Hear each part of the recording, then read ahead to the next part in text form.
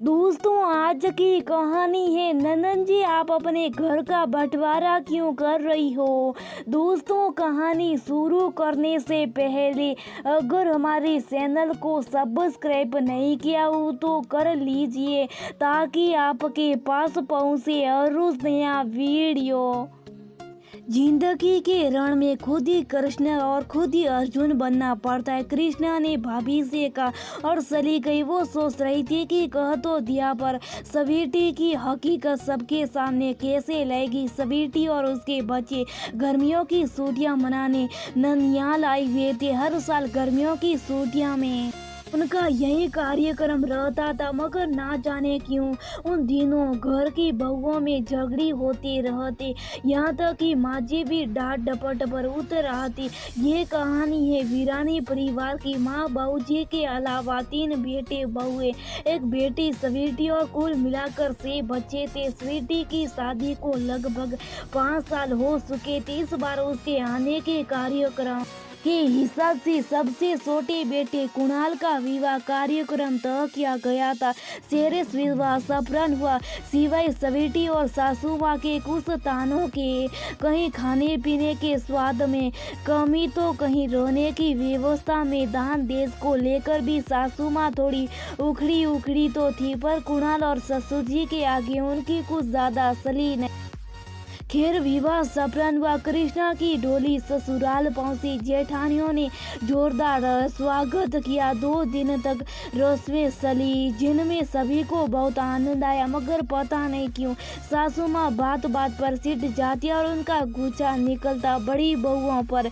कृष्णा ये सब देख हैरान थी, पर ज्यादा कुछ बोल नहीं रही थी। अभी नई जो थी, पहले सब कुछ ठीक से समझना चाहती थी। खैर, इन्हीं सब सहाल कदमियों की भी स्वीटी की भी छुट्टियां कब खत्म हो गई पता ही नहीं चला। कृष्णा भी अब धीरे धीरे खुद को उस घर के अनुसार ढाल रही थी, पर एक बात तो वो समझ नहीं पा रही थी अब तक। वो जब भी स्वीटी का फोन आता भाभीियों बात करने के लिए, तभी क्यों सासू माँ नाराज होकर भड़कने लगती।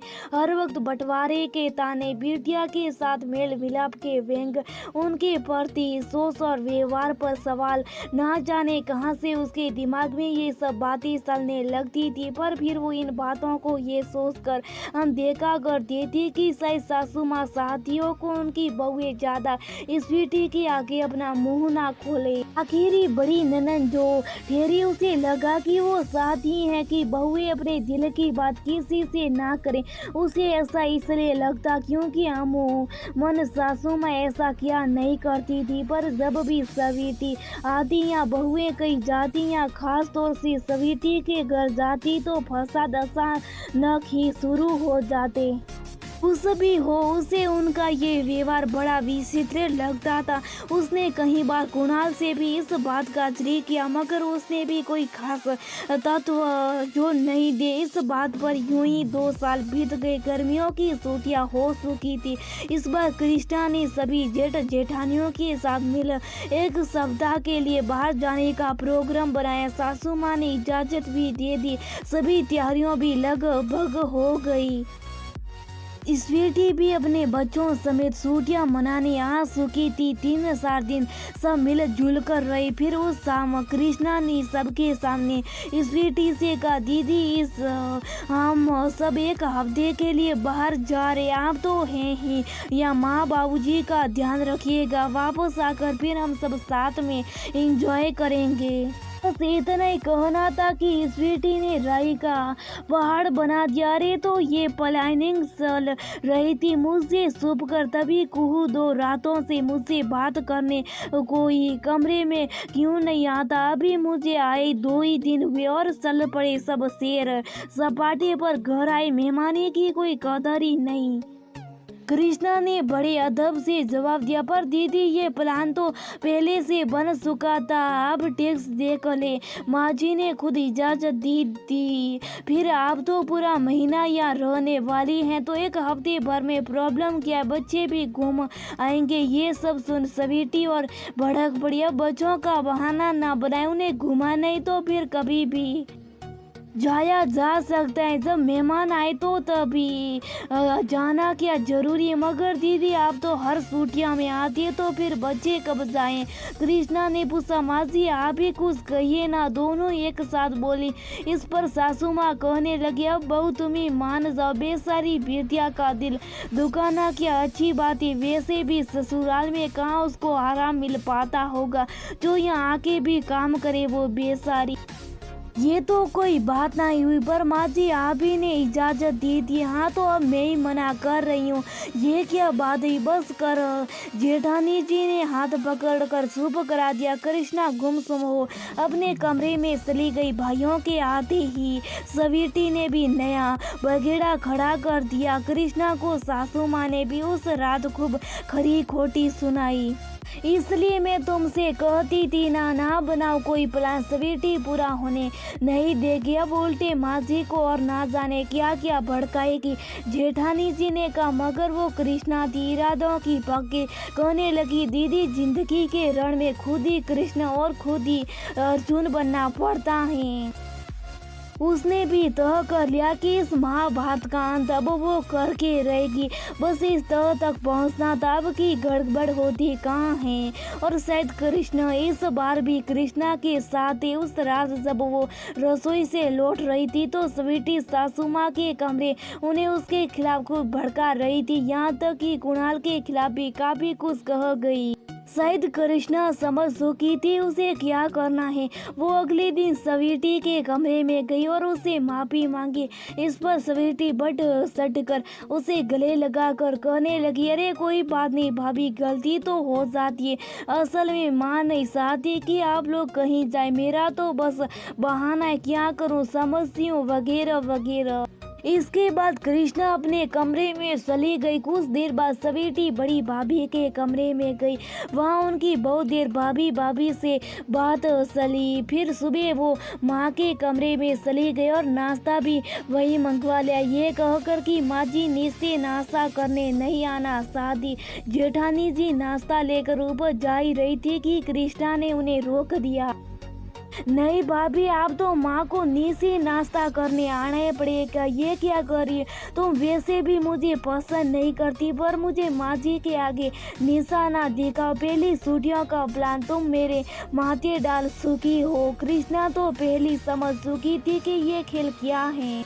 उसने फिर कहा, भाभी मैंने कहा था ना कि जिंदगी के रण में खुद ही कृष्ण और खुद ही अर्जुन बनना पड़ता है। मेरी बुद्धि रूपी कृष्ण ने मुझे रास्ता सुझा दिया था और अब मैं अर्जुन इस महाभारत का सदा के लिए अंत करने जा रही हूँ। कहकर उसने माँ जी को नाश्ते के लिए नीचे आने के लिए आवाज लगाई।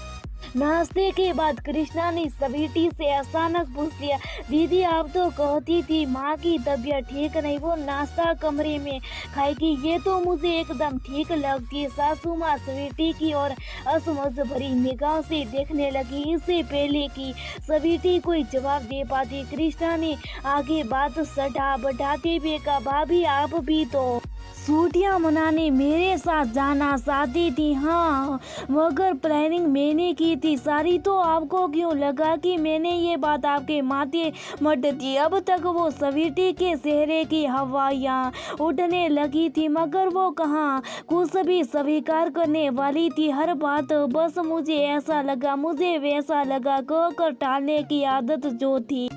पर इस बार सामना कृष्णा से था। वो उठी, पहले सासू माँ के कमरे में गई, फिर जेठानी जी के और फिर स्वीटी के। जब वापस आई तो हाथ में 3 फोन थे, एक उसका और 2 कुणाल के, जिनमें थी स्वीटी की सीखनी सुपड़ी बातों की रिकॉर्ड। माफ कीजिएगा दीदी, मगर जरूरी था आपकी बातों को सबके सामने उजागर करना। कैसे आप भाभीियों को एक दूसरे के खिलाफ और माँ को भाभीियों के खिलाफ भड़काती है।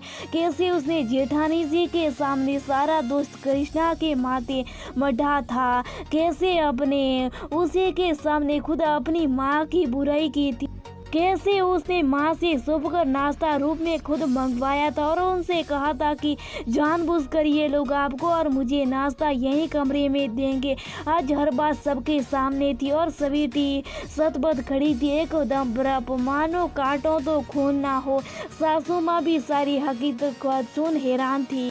मगर गलती उनकी भी तो थी, कभी बहुओं पर विश्वास ही नहीं करती थी। उनकी नज़र में तो बहुएं उनके विश्वास के काबिल ही नहीं थी, तो कहती भी तो क्या। सविटी अपने कमरे में चली गई। सासू माँ कृष्णा पर नाराज तो बहुत हुई, पर कुछ कहा ना सकी और वो भी सविटी के पीछे पीछे उसके कमरे में चली गई। कुछ देर बाद कृष्णा उनके कमरे में गई, सविटी के पास बैठ उन्हें कहने लगी, दीदी आपका दिल दुखने की मेरी मंशा नहीं थी, मगर आए दिन हो रही झगड़ों को रोकना भी जरूरी था, इसीलिए मुझे ये करना पड़ा। दीदी ये आप ही कहाँ करे, इसका बंटवारा ना कीजिए, आपको ही कष्ट होगा।